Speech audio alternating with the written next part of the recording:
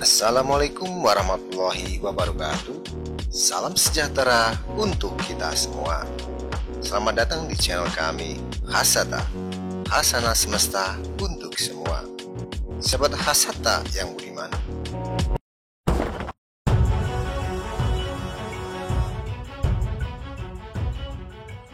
Portugis bukanlah satu-satunya bangsa Eropa yang terpikat oleh kekayaan Maluku.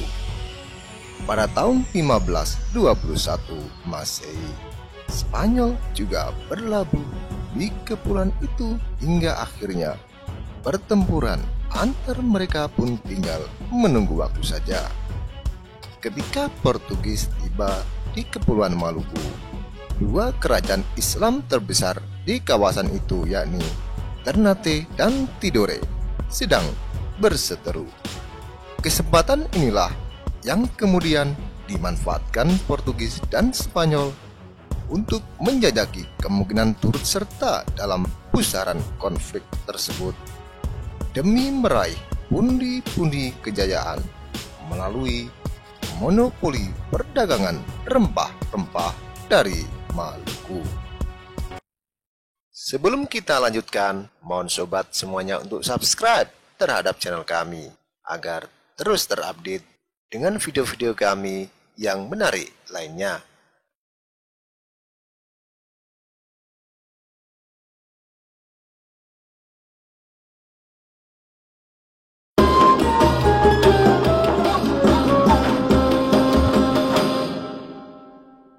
Pada tahun 1511, armada Portugis untuk pertama kalinya menginjakkan kaki di Maluku di bawah pimpinan Francisco Serrao. Kedatangan Portugis yang awalnya untuk berdagang ini disambut dengan sukacita oleh penguasa Ternate, Sultan Bayanullah, bahkan menjadikan mereka sebagai penasihat kerajaan. Guna mengimbangi Ternate, langkah yang sama juga ditempuh sang mertua, yakni Sultan Al-Mansur, penguasa Tidore, yang kemudian menjalin aliansi dengan Spanyol.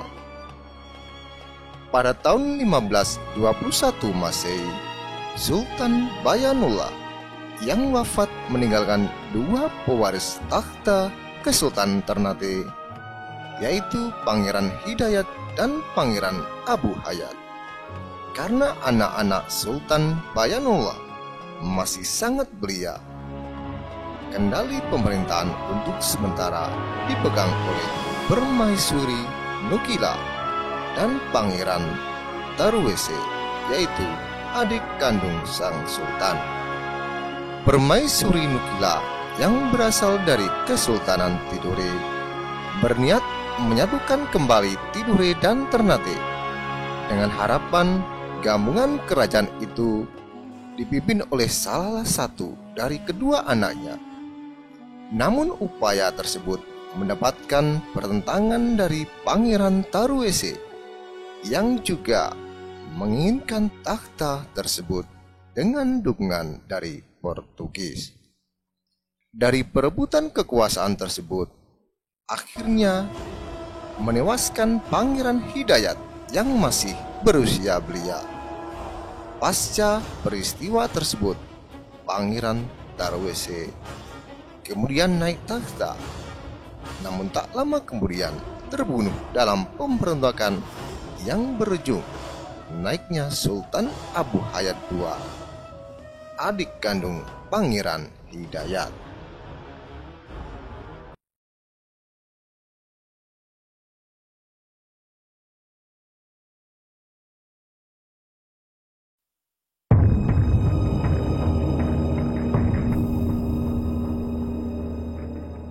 Hegemoni politik Portugis pun menyengkeram hingga terus mencampuri urusan internal kerajaan.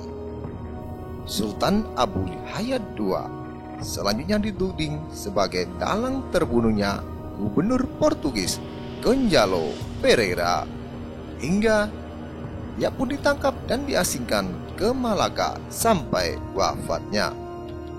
Tahta kesultanan kemudian bergulir ke Sultan Tabarizi, adik tiri Sultan Abu Hayat II. Namun, mereka pun bernasib sama. Karena sering cekcoknya sang sultan dengan gubernur Portugis Vicente de Fonseca, maka ia kemudian dilengsarkan dan dibuang ke Goa, India. Portugis selanjutnya menunjuk Sultan Khairun, saudara tiri Tabarizi. Di India, Tabarizi dipaksa masuk Kristen dan ditekan untuk menyerahkan sebagian daerah kekuasaannya, meliputi Ambon, Buru, dan Seram kepada Portugis. Mantan sultan yang bertakhta di usia 15 tahun ini pun terpaksa menyetujui dan hendak dipulangkan ke Ternate dan dipulihkan sebagai raja oleh Portugis.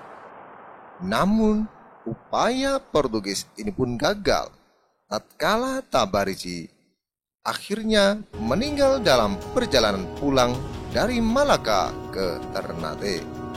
Di sisi lain, hal tersebut ditentang keras oleh segenap rakyat Ternate dan Sultan Ternate yang baru, yakni Sultan Khairun, yang juga adik tiri Sultan Tabarizi.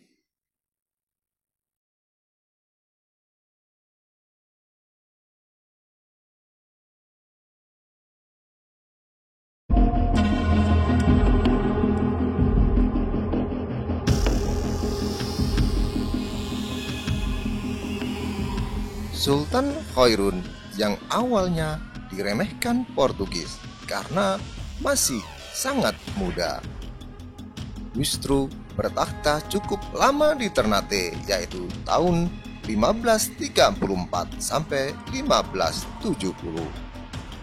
Sultan Khairun juga menjalin hubungan dengan Kekaisaran Turki Utsmani guna memperoleh persenjataan, meriam, serta mendatangkan cendekiawan ke Ternate. Sang Sultan juga mengirimkan sejumlah armada lautnya untuk membantu Demak dan Aceh dalam menggempur Portugis di Malaka.